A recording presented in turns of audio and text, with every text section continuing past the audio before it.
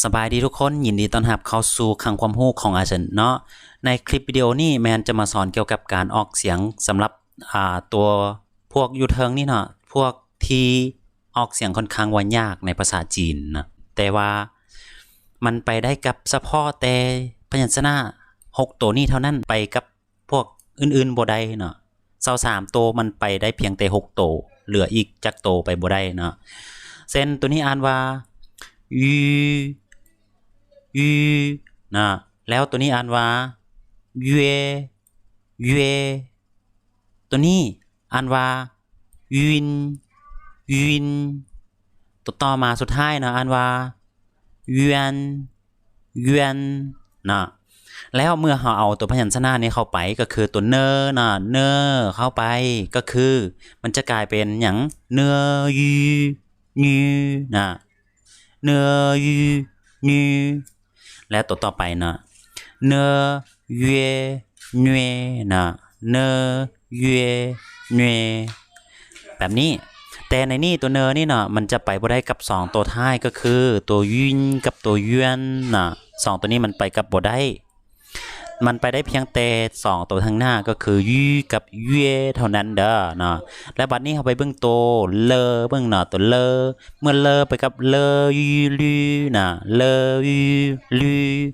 เลเยนะตัวนี้แม่นไปได้กับแต่2ตัวทางนี้บาดนี้เฮาไปเบิ่งตัวยุลุมนะตัวยุลุมก็คือจีจูจีเยจจีวินจุนจีเวียนจวนนะตัวต่อไปก็คือชีในนี่นะชียูชู